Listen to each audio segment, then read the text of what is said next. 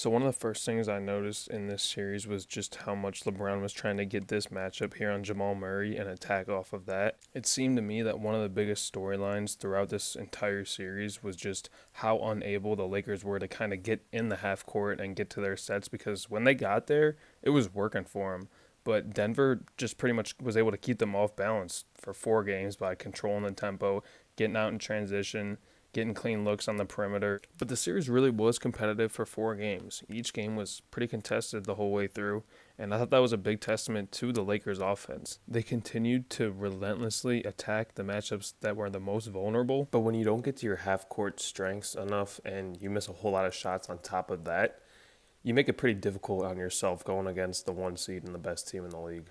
One of the things that I thought the Lakers could have attacked more was this pick and roll action inside of the 3-point arc. When you pick and roll in a more contained space like that, it kind of forces Joker, the joke, who had an amazing series. I haven't really touched on him yet, but just really proved to a lot of people why he's probably the MVP of this league. But when you pick and roll and kind of make him play in a smaller area than he wants to, you make him make a decision, and he's either going to come up and play the ball handler or he's going to stick down low under the rim. And anything you can do to get his feet moving and make him make that read is going to be good news for you on the offensive side of things. It's going to set you up for offensive rebounds. It's going to make him have to get back and recover on Davis down low. Or if he doesn't decide to come out at all and just sticks to Davis, then it's going to be free pull-up jumpers. Another thing that I think the Lakers kind of missed out on was just not going to this option enough with LeBron taking whoever he's guarding him one-on-one in the post. Jeff Van Gundy was kind of hitting on it in the Game 4 call, but the Nuggets didn't really show an answer for LeBron down there.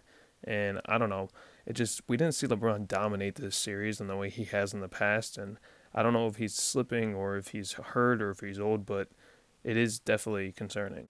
Just back to Joker and what the Lakers were doing to get his feet moving on offense. There were a couple of specific actions that they continued to repeatedly go to. The first one being just involving him in the ball screen and trying to get him to switch onto the ball handler.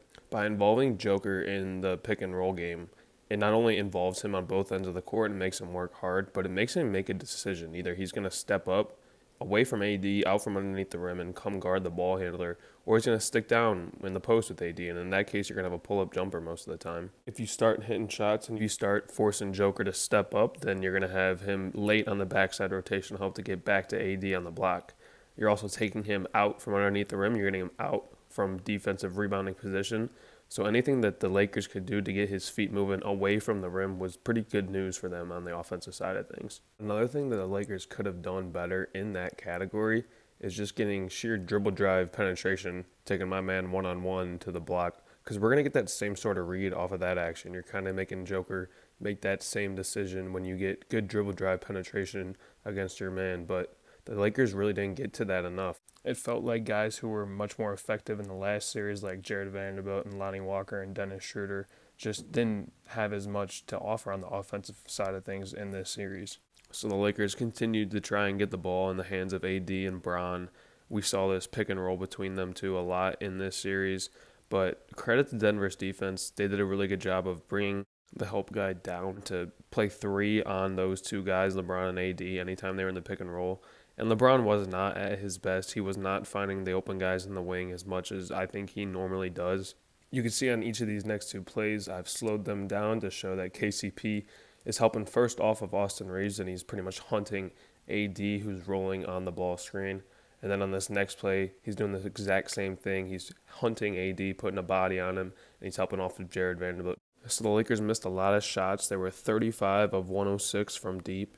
They didn't get dribble drive penetration. And then finally, I think one of the big keys of the series that the Lakers missed out on was just not getting out in transition enough. And this team was not a transition ball club.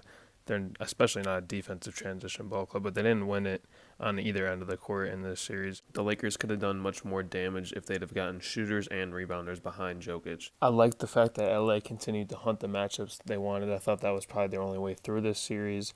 They could have made Jokic play in a smaller space on the defensive end by putting him in a ball screen inside of that arc, inside of the 3-point arc, just make him a bit more contained, make him make that read. And then I think that setting AD up in some sort of pin down action would have really freed up a lot of things for their offense. After game 1, it kind of felt like this was a series where AD was going to have 40 a night, and after game one, he really kind of just sputtered out, and he didn't really have the same looks that he did in that game. So flipping over to the other side of the ball, for the Nuggets, they wanted to get out and push the pace. They wanted to run in transition, and it was no secret that the Lakers were a bad defensive transition team, 25th in the league according to NBA.com.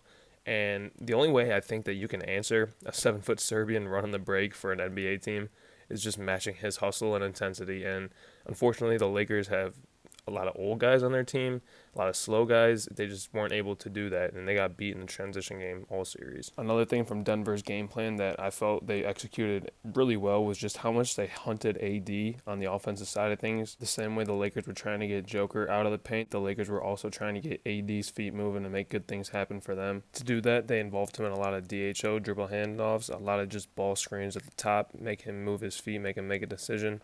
They even did a lot of screen the screener action on him. On this one, we can see that AD is being screened as Joker is setting a screen on LeBron, and that keeps him from getting out to the three-point line, and Jamal Murray just rises up and hits a shot on this one. This time, the Nuggets are setting up a double ball screen look here for Jamal Murray, but watch Michael Porter Jr. He turns and hits AD, who's guarding Jokic.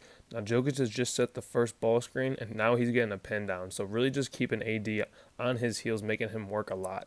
So that does it for today's video. Just to summarize, I think that this matchup between AD and Joker was really a big storyline in this series. What each team was doing to get the other one's star big man involved was a huge, metric, if you will, in these 4 games, and I just think the Nuggets executed much better. They hit more shots, they controlled the tempo and the pace of the game, and I think they did more in the half court to get AD to move than the Lakers did to get Jokic to move. So looking ahead, there's still a lot of questions to be answered in these last couple weeks of the NBA season. Is Joker going to be able to continue his dominant stretch and lead the Nuggets to their first finals victory? Or will Jimmy Butler have something to say about that?